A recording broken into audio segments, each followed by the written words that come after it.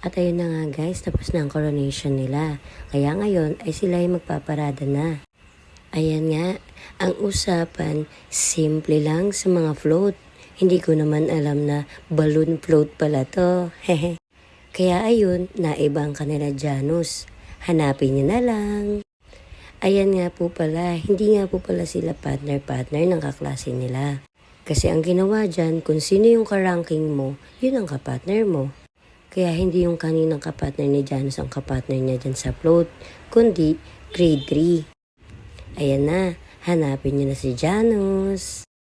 Ang gaganda ng float, no? Talaga namang balloons. 32 nga pala sila naglaban-laban. At take note, top 6 ang Janus natin. Talagang pinaghandaan ng mga modrakels ang kanilang mga bagets, ang gaganda ng mga gown, at ang popogi naman ng mga suits. O diba? Kahit simpleng mga balloons lang, pero pak na pak talaga. At ayan na nga, malapit na si Janus. O diba? Ang gwapo-gwapo naman ng ating Janus. Sino ka dyan, Kia?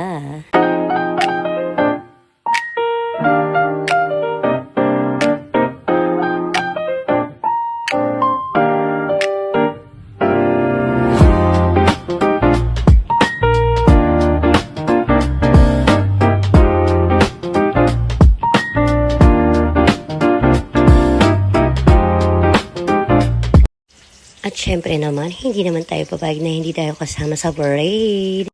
Kaya ayan, hands-on sa pagpaparade ang inyong modrakels. Ang tita ng bayan. Ayan nga, sabi ko sa kanila, konti-konti lang ang pagbato ng candy dahil napaka-konti lang naman ang candy nila. At ayan nga, hindi namin inaasahan na makakakuha pala ng award ang ating Janus. O diba, ikaw na.